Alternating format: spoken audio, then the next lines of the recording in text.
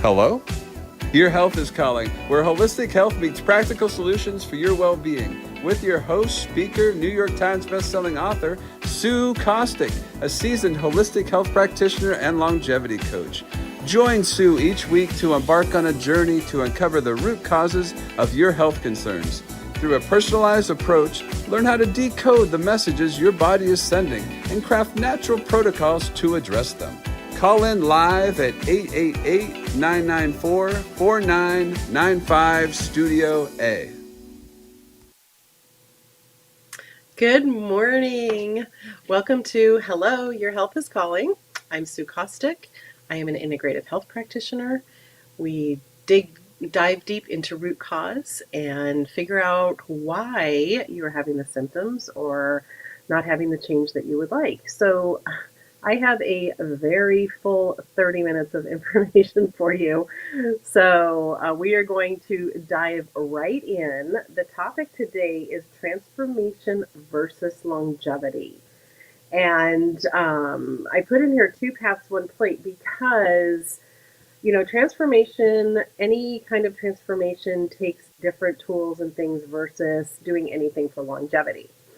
So while they are both great things to choose, sometimes we go overboard in both areas. So again, because holistic health is all about balance, we're going to dive into this topic and talk about both transformation and longevity separately.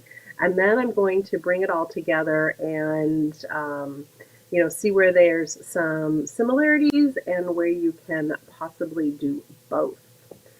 So let's dive in. There's two goals. Dieting for physical transformation. It's very aesthetic, and dieting for lifespan or health span.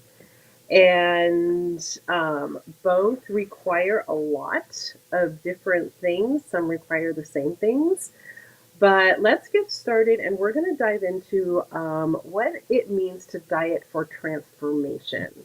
So this is when you're wanting to, body recomposition. Maybe you want some fat loss. Maybe you want muscle gain. It's not necessarily about weight loss. It is all about aesthetics. It's performance driven. Athletes, ultra athletes, major athletes, they all are performance driven.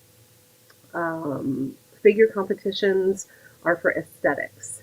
And so the main thing, they're all kind of driven around deadlines, right?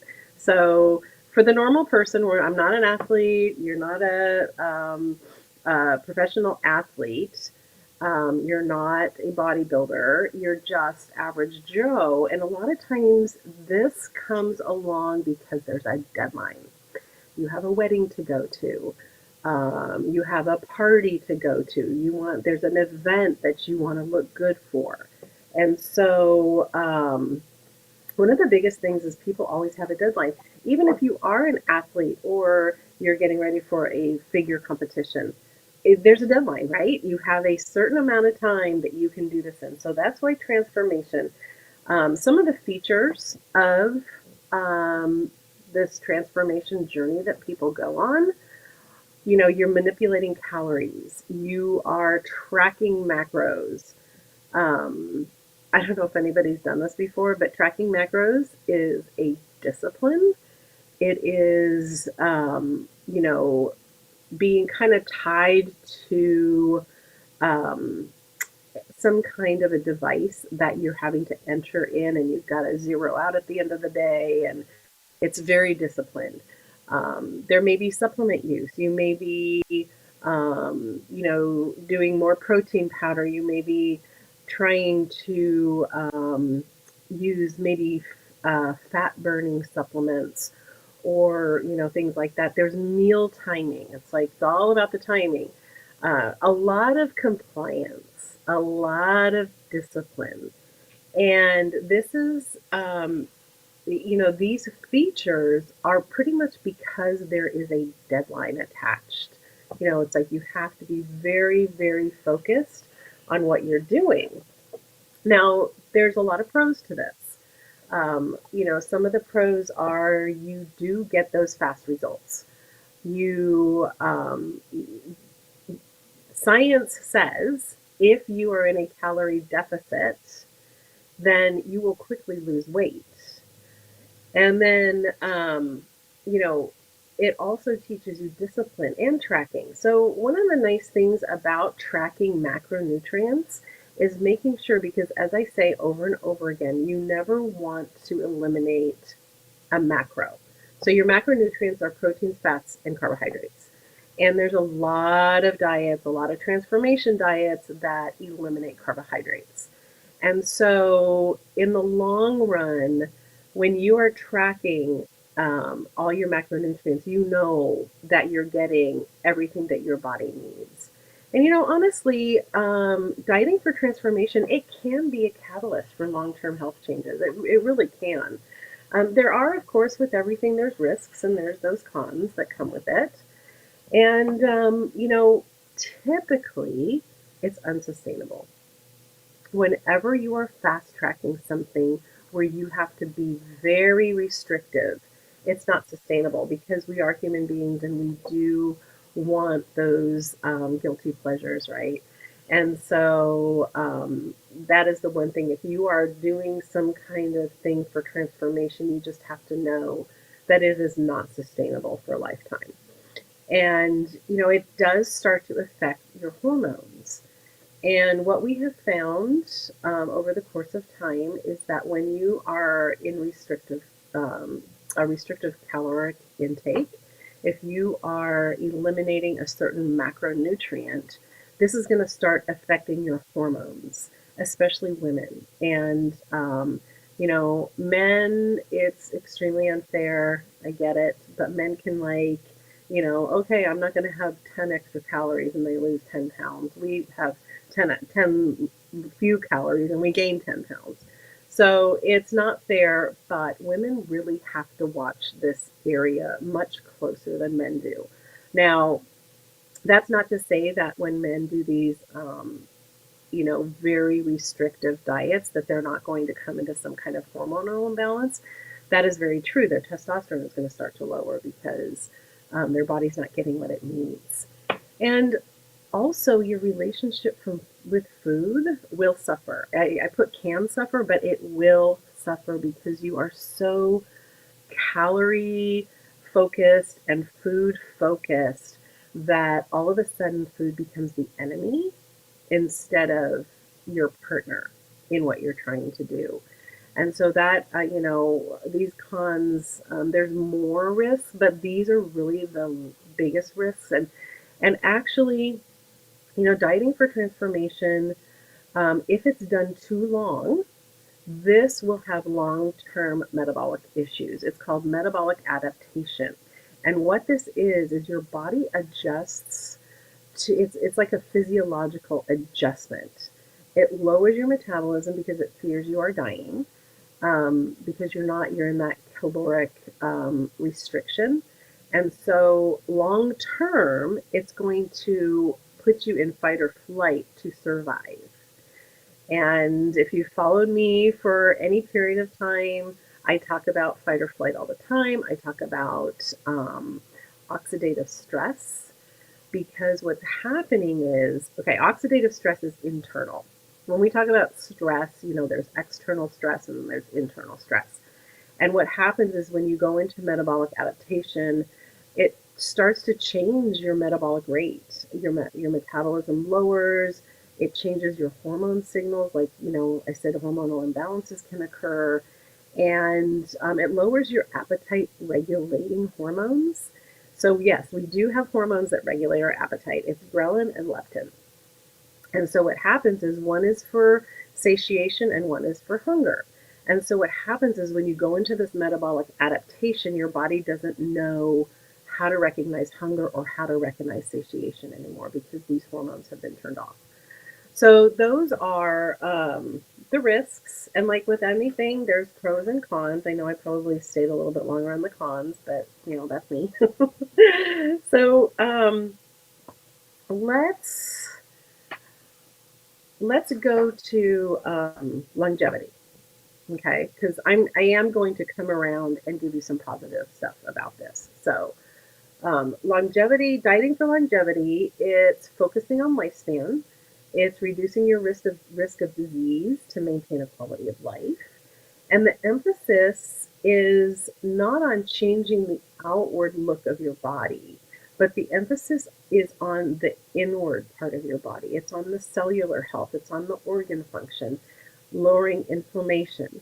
So, longevity, while you are focusing on longevity, you can also focus on transformation. So I'm going to tell you how we do that more towards the end of this. But so that's where longevity kind of focuses on in it, and the features are different.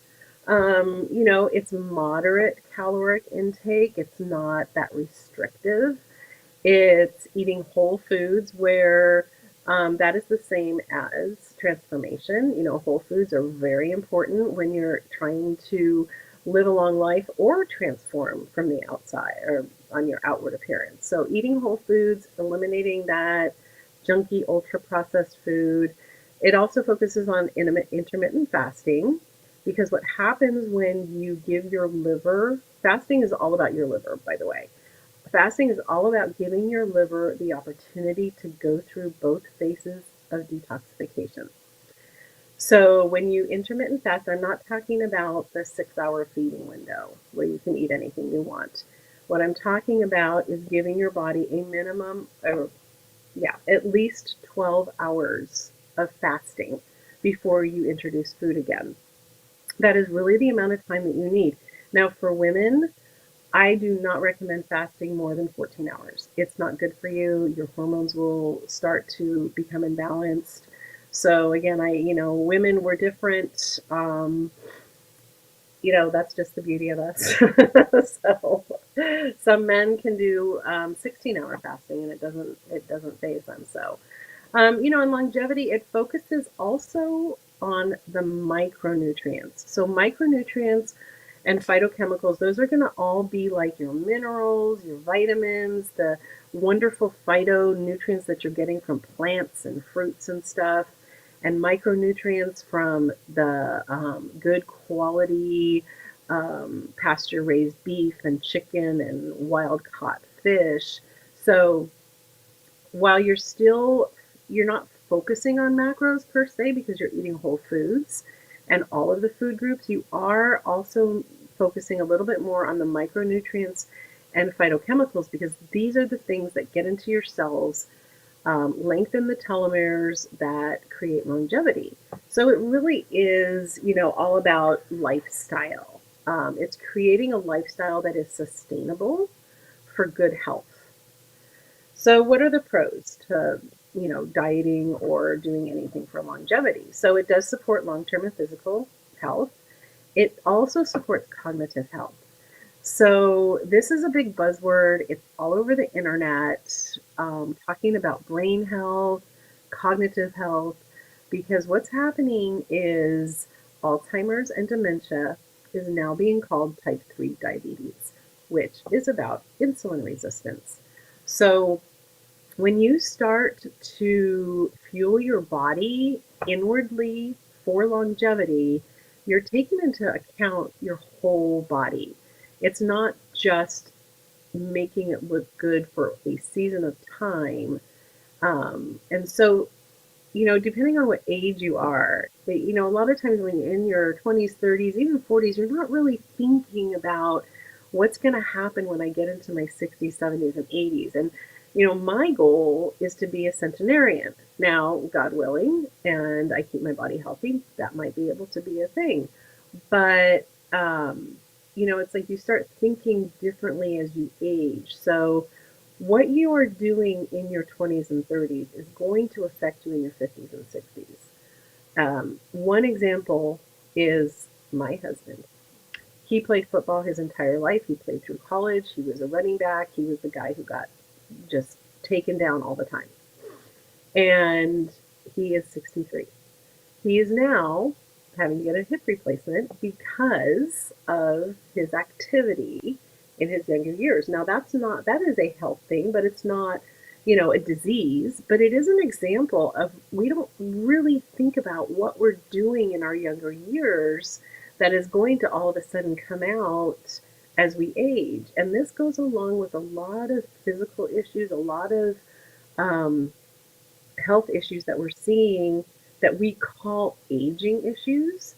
And it's really not an aging issue, it's an issue of a lifestyle that we led when we were younger. And you don't know what you don't know, so there's no shame, there's no guilt. But as you start to learn about these things, I challenge you to start thinking, stop thinking about your beach body and start thinking about your 80-year-old body. And if you are, you know, if you have children and your children want to get married and have children, those would be your grandchildren. Do you want to be healthy and vibrant and vital as your grandchildren are growing up? So those are just some things to think about. And that's why, it might seem like I'm leaning towards longevity diet because I am at that age where I am thinking of my mortality. So, it's less reliance on tracking and extreme measures, which if you are going for a deadline, you need those tracking and extreme measures. And I'm not saying don't do that. I'm just saying just know that there are risks. And, one of the things that longevity, it promotes brain, gut, cardiovascular health. It's all of the, I'm going to call it inside health, because if you look good on the outside, people think you're the epitome of health, right?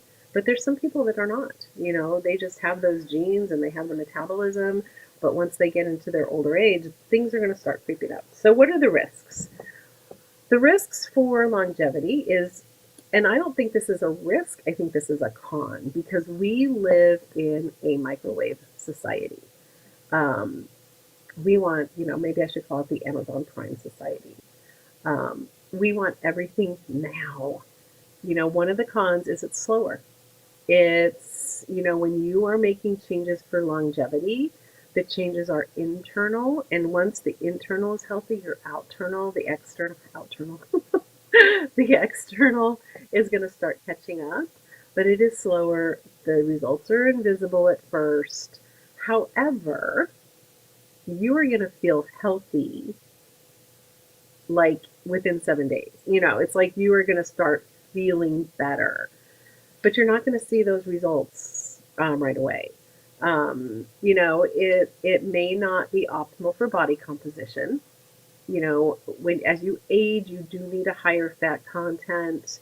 Um, not being, have a high BMI or anything like that, but you do need a higher fat content to protect some things.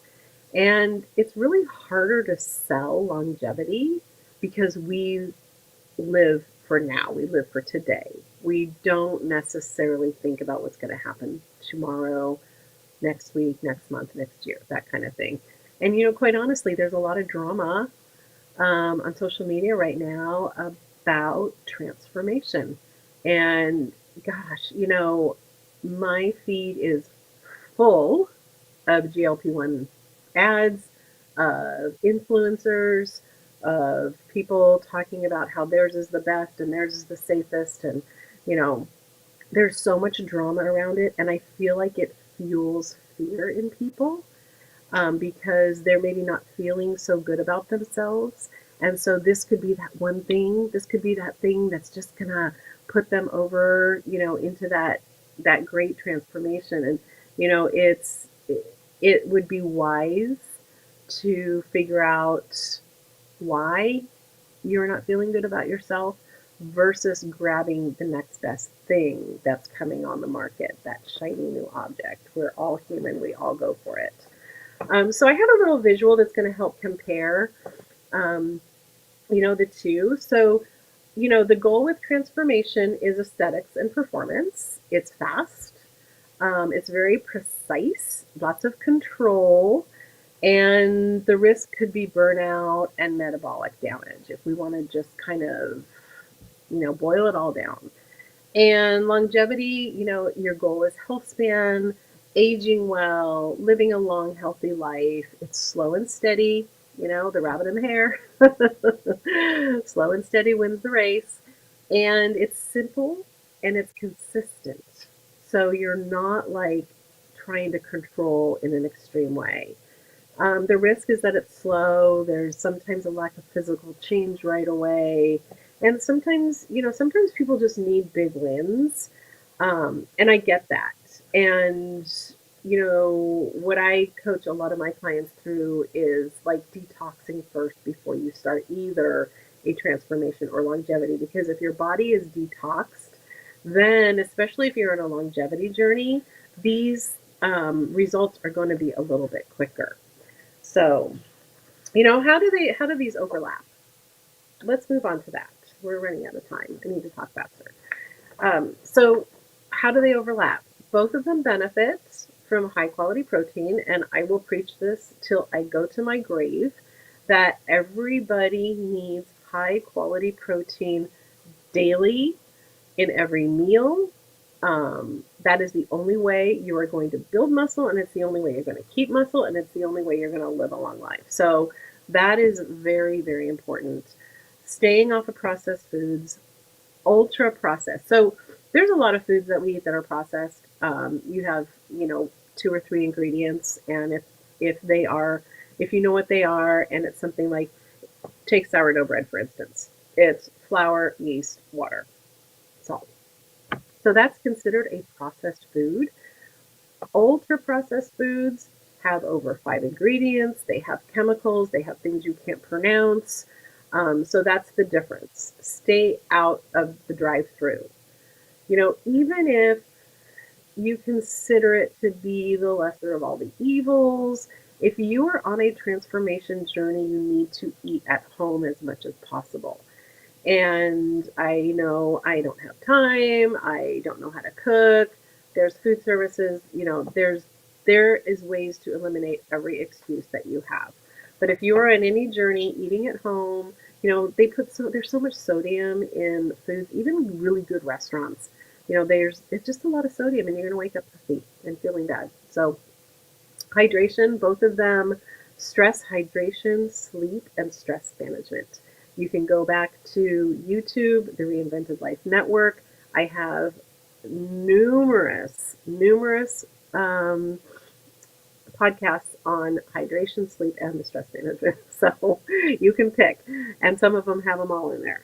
So that's where they overlap. Neither one is bad. It's just you have to be really mindful of, I think, mostly the time allotted to a transformation journey. So, what are the differences? So here's where they overlap. The differences are that, transformation is short term. It's for aesthetics. It's for performance. Longevity is long-term consistency. It's really, I like to call it lifestyle, because what you're doing when you're going through a longevity journey is you're creating a lifestyle that is sustainable. And you want to have something that's sustainable, because otherwise you're going to quit. And when you're in a transformation journey, it's not that you're quitting, it's that it's just for a time frame, and then you're going to move on, hopefully, to a maintenance and a lot more of a longevity journey, and not undo everything that you've done in that short period of time, because you can go from one to the other. And, disease prevention and function of body is really, really important. And we don't necessarily think about it all the time, but when you are on a longevity journey, you are on a disease prevention journey. So what are the trade-offs? Okay, so rapid fat loss is what transformation is about, but it also increases cortisol and oxidative stress, like I said before. You are overeating for muscle increase, and some IGF-1 cancers will start to occur with overeating. And I don't want to say I don't want this to be misunderstood, because I talked about protein before. But when you overeat only protein and don't combine that with fats and carbohydrates, that's when this IGF-1 issue starts to occur. because there's just too much protein for your body to, break down and put where it needs to put, and, your liver to do all of its work that it needs to do. On the other hand, if you're under eating for longevity, this could cause, sarcopenia. It could cause really lots of frailty if it's mismanaged. So, anytime you are, embarking on one of these journeys, it is really vital that you have someone working alongside you that can coach you through all of this. It's not enough to read a couple articles and go, oh, I'm going to do that. You really need to get in touch with people who know what they're doing, especially if you are in the transformation part, where you are really focusing on the external.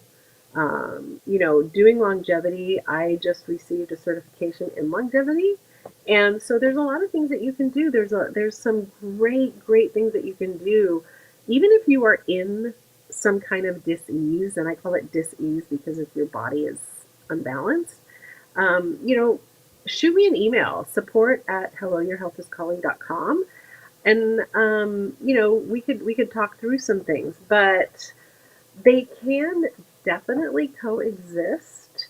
You can, like I said, you can do this transformation and then phase it into longevity. You know, um, that is really, if you are in the aesthetic focus of just transforming your body, like I said, you don't want to go off the rails when you finish up. You want to go into a longevity maintenance. Now, people, athletes do this all the time. They work out and train madly in preseason, right? And then during season, they probably are still doing the same thing. But then when they're out of season, it's fair game. So if they are smart athletes, they don't go off the rails. They follow more of a longevity based maintenance so that when preseason comes around, they are not behind the eight ball. They're not like, oh my gosh, I've got to struggle and get back in shape. So they can definitely coexist. And if you are just interested in a longevity journey, then that's sustainable. You can sustain that for the rest of your life. And I talk about the de-stress protocol. You can go back again and watch those. I did a whole series on that. And that's really a good place to start your longevity journey. It's a great place to start any journey, actually, because it's going to get your body set up to be able to do either or. So, whew, I have 2 minutes. I think I did pretty good. So my final thoughts here.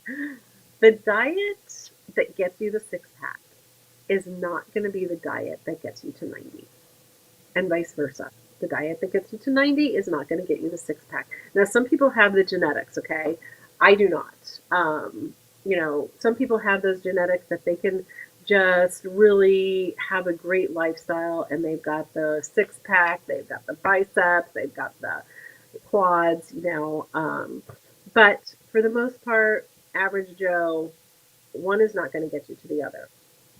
You need to choose your goal clearly. If you think that you want to transform, let's just say you want to lose 40 pounds.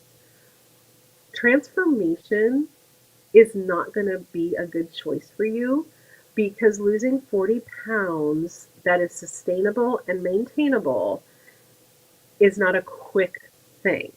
So you need to kind of understand what your goal is and not get caught up in the drama of an influencer that says you can look like me. You've got influencers that are showing you how to food prep and they're wearing, a workout bra top and, shorts.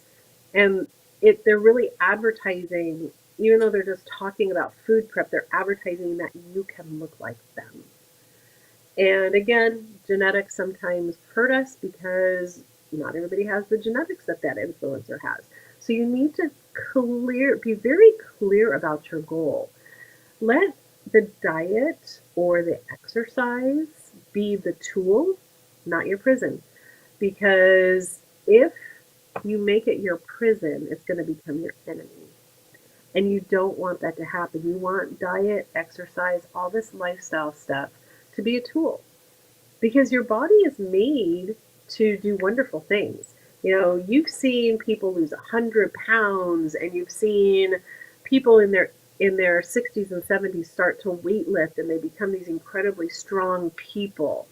Um, that is not by doing anything drastic. It's by changing a lifestyle, it's changing a thought, it's understanding what your goal is.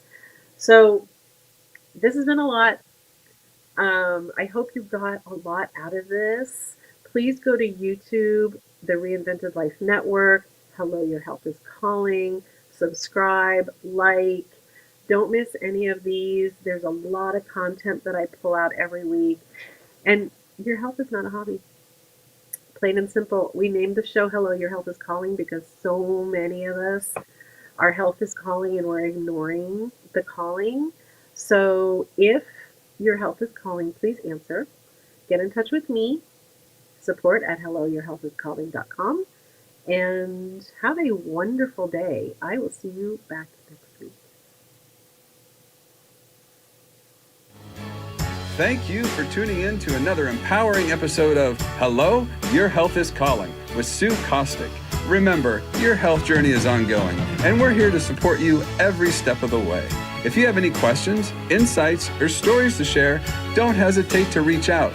You can connect with us on social media or call in live at 888-994-4995 Studio A. Together, we're transforming lives and embracing holistic well-being. Until next time, prioritize your health and remember, your health is calling.